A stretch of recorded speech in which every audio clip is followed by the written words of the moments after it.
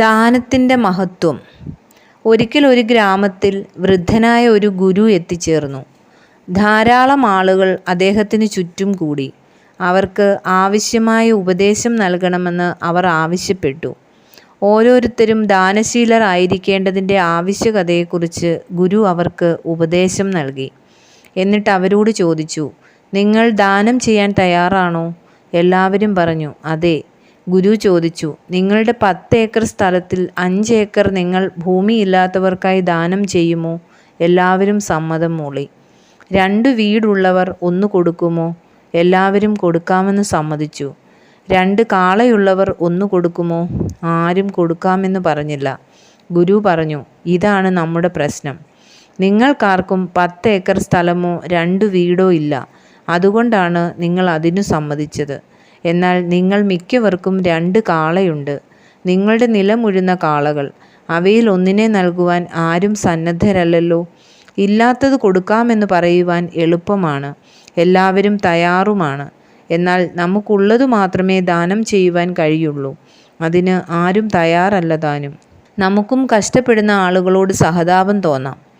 എങ്കിലും പലപ്പോഴും നമ്മുടെ കാരുണ്യം സഹതാപ പ്രകടനത്തിൽ അവസാനിച്ചേക്കാം. ധാരാളം സമ്പത്തുള്ളവരെ നോക്കി അത്രയും സമ്പത്ത് എനിക്കുണ്ടായിരുന്നെങ്കിൽ ഞാൻ അവരെ സഹായിക്കുമായിരുന്നു എന്ന് പറയുകയും ചെയ്യും. എന്നാൽ നമുക്കുള്ളതിൽ നിന്ന് എന്തുമാത്രം ദാനം ചെയ്യുവാൻ കഴിയുമെന്നതാണ് പ്രധാനം. ഉള്ളത് നമുക്ക് തന്നെ തികയുന്നില്ല, അല്ലേ? പിന്നെ എങ്ങനെ ദാനം ചെയ്യും? നമ്മുടെ ആവശ്യങ്ങളെല്ലാം കഴിഞ്ഞിട്ട് ബാക്കിയുള്ളതിൽ നിന്നല്ല ദാനം ചെയ്യേണ്ടത്. എവിടെയെല്ലാം ആവശ്യങ്ങളുണ്ടോ അവിടെയെല്ലാം ദാനം ചെയ്യുവാൻ നമുക്ക് കഴിയണം. നമ്മുടെ ധാരാളതയിൽ നിന്നല്ല, ഇല്ലായ്മയിൽ നിന്നു തന്നെ ദാനം ചെയ്യുന്നതാണ് മഹത്വം.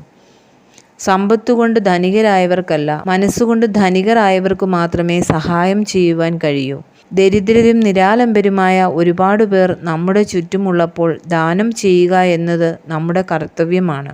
സഹായം ചെയ്യുവാൻ ലഭിക്കുന്ന അവസരം ലോട്ടറി അടിക്കുന്നതിനേക്കാൾ ഭാഗ്യകരമാണ്. അങ്ങനെയുള്ള അവസരം പാഴാക്കുന്നതിൻ്റെ കാരണം നമ്മുടെ ജീവിതത്തിൻ്റെ മഹാദരിദ്രാവസ്ഥയാണ്. ആലംബഹീനരും നിരാശ്രയരുമായവർക്ക് ആലംബവും ആശ്രയവുമായി തീരുവാൻ കഴിയുന്നത് ജീവിതത്തിൻ്റെ ധന്യതയാണ്. അല്ലെങ്കിൽ ഈ ജീവിതത്തിന് എന്തർത്ഥം? ജനിച്ചു പോയി ഞാൻ മനുഷ്യനായി, മരിക്കുവോളം ജീവിച്ചോട്ടെ എന്ന് പാടി ഭിക്ഷ യാചിച്ച യാചകൻ്റെ ജീവിതത്തേക്കാൾ മരിക്കുന്നതുവരെ ജീവിക്കണം എന്നു മാത്രം കരുതുന്നവർക്ക് എന്തു വിശേഷതയാണുള്ളത്? മറ്റുള്ളവർക്ക് വേണ്ടി ജീവിക്കുക, അതാണ് ജീവിതത്തിൻ്റെ ധന്യത.